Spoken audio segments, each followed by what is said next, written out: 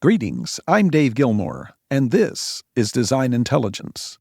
Dr. Jesse Keenan has advised on matters concerning the built environment for agencies of the U.S. government, governors, mayors, Fortune 500 companies, technology ventures, community enterprises, and international NGOs, and is currently an associate professor of sustainable real estate and urban planning within the faculty of the School of Architecture at Tulane University in New Orleans, Louisiana. He is a globally recognized thought leader, and his teaching and research advances the interdisciplinary fields of sustainable real estate and infrastructure finance and development. On this edition of This Is Design Intelligence, he shares what drives his passion, examples of projects and geographies that reinforce environmental responsibility, and why climate change is a serious threat to U.S. national security. Welcome to this edition of This is Design Intelligence, conversations with leadership voices in the built environment. Well, it's an honor to be here with you, so thank you for taking the time to speak to us here on This is Design Intelligence. You know, your reputation does precede you, not to use an old adage, but it really does. You're an extraordinary human, and you're such a tremendous contributor, not only to the built environment, but far beyond the built environment in the work that you have done. And I'm just, to be honest with you, I'm really honored that you are taking the time to speak to us today. Well, thank you so much for having me.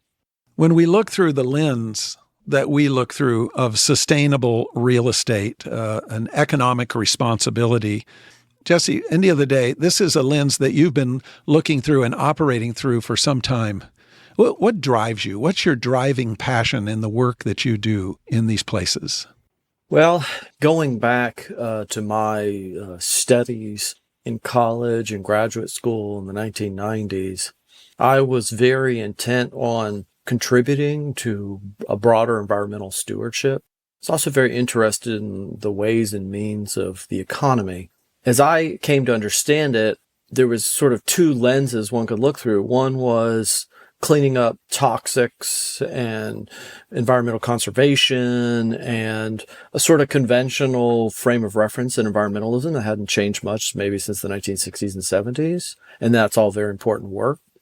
But then there was another more normative, if not positivist, view of the world, which said, well, wait a minute, instead of just junking things up with rapid suburbanization and unfettered development and without consideration to our footprint in the built environment, maybe there's a different way. Maybe we could actually design, develop, engineer with some measure of sustainability. And in that sense, I saw it as not a series of things to manage in terms of risks, but opportunity.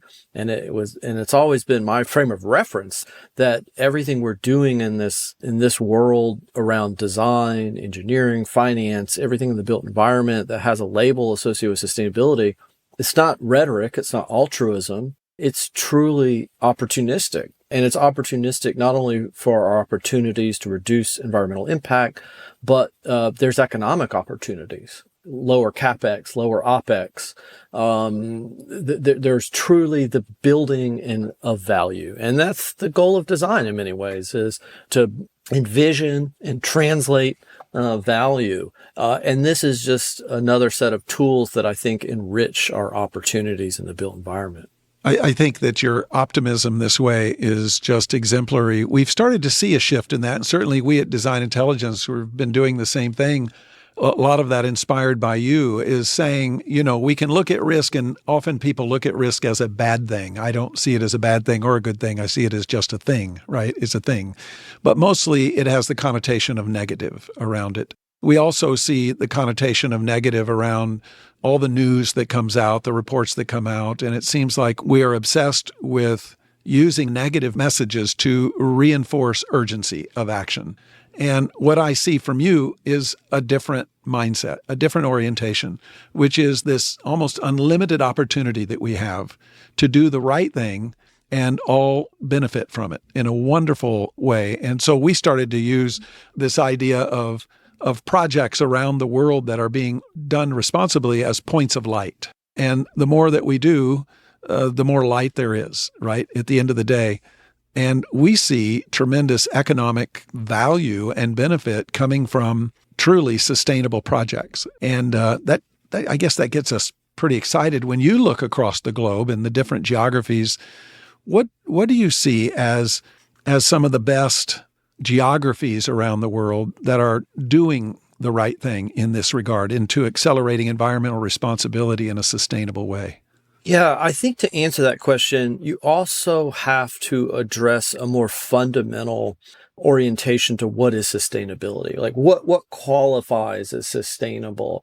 I think sustainability in quantitative terms has its own metrics in terms of energy, decarbonization, water reduction, removal of toxics, indoor air quality, right? We can go down the line in terms of what those things are, how we measure them, how we translate them into design processes, materialization, and the like. But I think sustainability, at least in the context of environmental sustainability, actually means pretty substantively different orientation depending on where you are in the world. I look at BREEAM in the UK compared to, let's say, LEED in the United States as a rating system. I think BREEAM is fantastic. One of the reasons I think BREEAM is fantastic, for example, they look at the range of our impacts pre and post construction on biodiversity on a site. We don't do that with LEED or any of the American rating systems. You look at CASB in Japan, extremely sophisticated life cycle analysis and materials. We don't really look at that. We don't demand that. We don't look at transportation and land use emissions. We don't look at source emissions. We only give a few points here or there in most rating systems for brownfield redevelopment or for infill development. So, we have a very endogenous orientation to sustainability in the United States. It's really about the operations and the mechanics of the building itself, independent of its biodiversity, of its land use, of its transportation emissions, and all of these things that we know actually at scale really matter almost more than the operational day-to-day energy intensity or electricity demand functions. So I think sustainability, we can measure that in a lot of different ways. And by region, you can say, yeah, Europe has prescriptively taken on an awful lot in terms of public buildings, in terms of infrastructure, in terms of how institutional asset owners approach their portfolios. You can certainly look at Japan and the necessity to be energy conscious in the face of an energy crisis post Tohoku earthquake. And you can say, wow, those are deep energy cuts to their built environment. And a lot of it is very simple human and behavioral aspects of how you manage a building, which have to be supported or can be supported by design. So I think we can learn about sustainability and we can evaluate regionally who's doing what and who's doing it the best way. But I think here in the United States, we're certainly a laggard. We're not a laggard in the historical evolution of green and sustainable and regenerative design. But at scale, I think we lag behind our European and East Asian peers in some really fundamental ways. It's so interesting because we're an intelligent people. We're highly educated. We have advanced economic prowess, if you want to put it that way. But it seems either we're obtuse to this greater context that you're talking about, the individual operating unit within as a building sitting within a place is, quite frankly, the smaller part of the greater context that you were just describing. And we know this. We're intelligent people. What do you believe are the inhibitors to the American adopting this more European consciousness? Well, I think Europe is a good example in terms of impact on preferences. Again, I don't think this necessarily can be explained by the difference in perception associated with altruistic intentions or community engagement or whatever. Energy costs in Europe are much higher. People are much more sensitive, particularly in commercial and really in residential. They're much more sensitive to energy demand and energy costs. And there's a much higher density development that's supported by mass transit and things like that. And there's a long history of why this exists. It goes back to labor unions. It goes back to early 19th century nationalization of why there's a history of housing here that explains development patterns that incidentally support sustainability. But at the end of the day, It's consumer driven, right? It's people demand it. I think in the United States, as we start to internalize those externalities of our environmental impact, particularly when it comes to commuting and transit times, which we already see shaping values and preferences for housing, as we have higher and higher electricity bills, particularly as we shape shift away from natural gas or natural gas peakers, and our peak electricity demand begins to smooth out pre or post energy storage. You can keep going on down the line. I think we're going to, even in the context of insurance, for instance, we're going to start to see economic influences shape our consumer behavior. And in Europe, they're a little bit ahead of us for a lot of different reasons. But, once people start to realize that you can save money and maybe even make money along the way, it will drive consumer preferences to really demand this stuff. And it goes back to your question about what's a good project. And, one project that comes to mind that is everything to do with consumer preferences, and in a way marketing, is Babcock Ranches in Florida, which is a really interesting marketing pitch. It has some observable benefits in terms of PV and solar and in storage and in terms of continuity of electricity, particularly in the context of post-disaster events. But it's very sharply outlined in the context of what consumers care about, right? It's specifically marketing these as amenities. And it's, does sustainability really become an amenitization process? Yeah. I mean, both sustainability, resilience, adaptation, these things are already being amenitized. And so it's not like we don't have the design tools or the means or the methods. We just need consumers to demand this and find value in it. And I think we're getting there. And believe it or not, marketing plays a very important role in that. Well, yeah, it sounds like a marketing play, an extraordinary marketing play for people. Each year, usually around April, May, around this time, maybe a little bit earlier, the Director of National Intelligence puts out a threat assessment in the United States to our national security. And for the last few years, climate change, dynamics in the environment have hit the top 5 most serious threats to the United States. I was reading this to an audience not too long ago, and I got so many quizzical looks and questions. What does climate change have anything to do with national security? People are thinking of overt enemies and missiles and militarization. You advise many organizations, and I know that this is one of those front of mind things to you. Can you help our audience understand this dynamic of climate change as being a threat to U.S. national security? Sure. And let me just say that I'm speaking in my capacity, in my academic capacity. I wear another hat where I actually work for the U.S. Department of Defense, and this is within my portfolio of work. So what I'm going to say is public information, and it is entirely within the realm of my academic editorialization. But you can think about national security and climate shaping a lot of different things. You can think about it in the context of force readiness, right? We've got to mobilize troops. Troops need to be housed. They need to be strong mental health. They need to be mobilized on a dime all around the world for a lot of different things. We know that base housing in this country has mold problems, right? We know that mold is shifting its diffusion relative to increase particularly nighttime heat and humidity, and that impacts public health.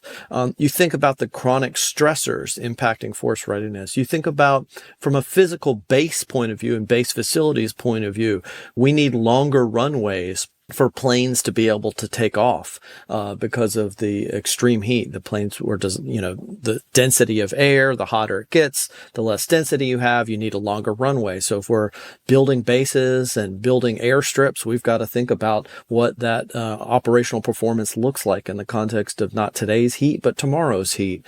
And that, building a few 100 feet of runway is not easy or cheap in many places. We've got to think about sea level rise in ports and port facilities. We've got, I can go on and on down the line. It impacts people. It impacts facilities. It impacts fundamentally the destabilization of societies around us, whether that's forced international migration, whether it's the weakening of agricultural economies that allow narco states to take over and other criminal and terrorist organizations to take advantage of these weakened societal, particularly agricultural economies. There's a lot that has been said and is widely covered. And let me say, in the National Climate Assessment, the 5th National Climate Assessment that was just released, there is a chapter in there, and I'm one of the authors of the Built Environment chapter, but there is a chapter on international relations that gets into national security, and it outlines in the 5th National Climate Assessment, just released by the White House late last fall, a wide range of things that we need to think about on how climate is going to shape our national security. That's relating to the impacts of climate change. But then you think about decarbonization. And as we move towards renewable energy and transition, that sets up a whole other set of dynamics around energy policy and energy security. And, the shifting of power away from fossil fuel states and what that means for the implications in terms of international relations are quite vast. So we can go on and on and on. At the end of the day, it's about people, it's about facilities, it's about power, it's about the undermining of society and the security of society around us. And for all of these things, national security apparatus is very well attuned to our capacity to mobilize and fight and protect this country. Because climate change stands in the way of doing that. It's so insightful. Thank you for that sharing. And of course, we could spend hours just talking about the implications and ramifications of this. I was recently on a flight with a person who is an executive at one of the large technology providers, and we were having this great conversation about AI. And how, all the promises of AI. But one of the things that came out so directly was the amount of electricity or power required to underwrite from an infrastructural standpoint to undergird all of this AI power with quantum computing. And it's becoming exacerbated on an exponential level of the power requirements to serve all of these tech companies and all of these growing population of data centers around the world. What is happening in that space to ensure that these are environmentally sustainably being built and dealt with, as opposed to same old that we've been dealing with for decades? I think it's interesting. I think that Bitcoin and data mining first opened up this door to the enormous amount of energy, computational demand, and perhaps we could say waste, whatever your take is on these digitized money laundering efforts outside of denominated and taxed currencies. We started to realize that there's some elasticity in the system and inelasticity regionally when you look at the relationship of where data mining is happening on the grids and, the extent to which certain data mines operate in fairly isolated areas and essentially local utility rate payers pay the capital costs for data mining. I mean, it's kind of unbelievable. But right now, the good news is that the rate of electricity demand in the aggregate, including data storage and AI, is being many times met by the development of renewable energy right now. So the good news is we're on track to keep up with that demand. But in the long term, I think there's a couple of responses. I think the principal response is that, listen, the unit cost of work associated with AI, it will internalize the energy cost, right? It becomes imputed in that unit of computation. In the same way, that's functionally what Bitcoin is doing. Like, if you disaggregated data mining, you realize that the monetary value is in the energy it consumes. Well, that's a kind of cancer because it doesn't actually do anything. And I don't buy the kind of security feature as a useful utility. But AI is going to do something. It's going to add value in different ways or not. But let's just pretend like it does for now under that fiction. And its cost, its computational power will be dependent on the energy costs. And right now, we have really strong institutions and transactional mechanisms for the buying and purchasing, particularly of renewable energy.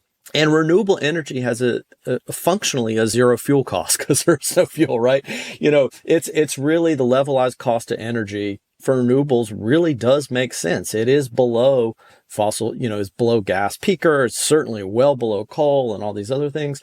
So, AI could very well drive a lot of renewable energy demand as it currently does today. So if you look at the big corporate purchasers of renewable energy certificates, but also the basically the people who sign up for long-term energy contracts, they may be disconnected by 1,000 miles, but they can still plug in through virtual purchase power contracts, essentially. It's Microsoft, it's Amazon, it's big technology ventures and enterprises. So we have the capacity to connect demand and supply and help use that long-term demand to actually finance and keep the cost down and keep the debt and equity costs for energy down. And in fact, they're very low right now. I mean, the risk adjusted spread over treasury is, well below anything you would get if you were going to go build another form of, fossil fuel dependent energy generation. So I feel relatively optimistic that,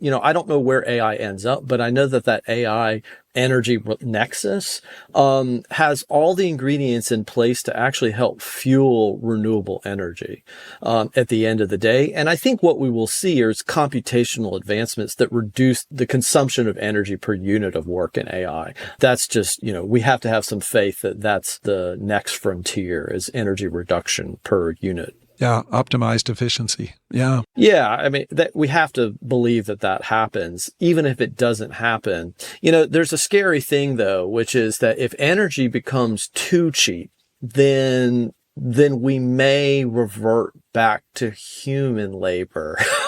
But, as you get this volatility in energy pricing and energy becomes too cheap, then it devalues human labor. And then the further you devalue human labor and human energy consumption, it may shift back and forth our resource allocations, which some people would argue in a kind of science fiction sort of way could promote slavery and things like that. But there's some really interesting dynamics because people are also part of the metabolistic process of energy as well.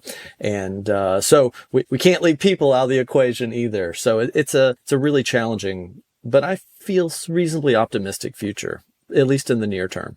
So we have an audience here of built environment leaders, investors, developers, architects, engineers, constructors, all these unbelievable audience. What are the words of wisdom and encouragement does Dr. Jesse Keenan leave us with? Well,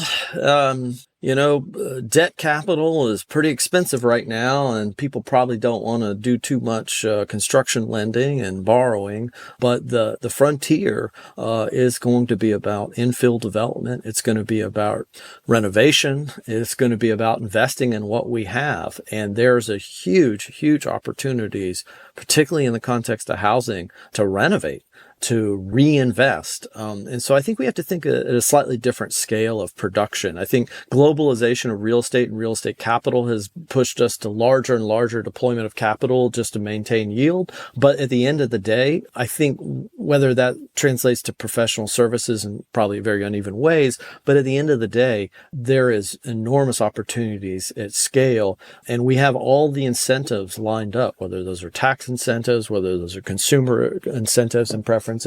But we're on a new frontier for reinvesting in our built environment. And it's not necessarily about ground up development. And in the context that it does, we have run out of infrastructure. Our infrastructure is old. It is at the end of its useful life. And when we begin to think about future, truly scaled urban development, it's really one at an infrastructural scale. And I'm sure most listeners already know that and understand that, but I think we're going to double down on that. And that's going to change who the investors are and who the owners are. And I think those owners, particularly at an infrastructure or institutional perspective, are going to be a little bit more patient. And I think they're going to be a little bit more willing to invest in a longer orientation to life cycle design. And they're going to see the value. So I think when the era of cheap money is over, but as we think about ground up infrastructural scaled urban development going forward, I tend to think that we're going to have a new era of ownership that's going to really value this.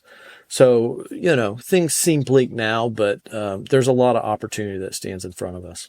We see this as a positive and exciting future ahead of us, and we choose volitionally to look through optimistic eyes at the future, seeing the great possibilities that are ahead. Dr. Jesse Keenan, thank you for taking the time to be with us here on This Is Design Intelligence. Thank you for having me. Thank you for joining us for this edition of This is Design Intelligence. The producer is Laura Spells. The sound engineer is Jared Knable. This has been a DI Media Group production.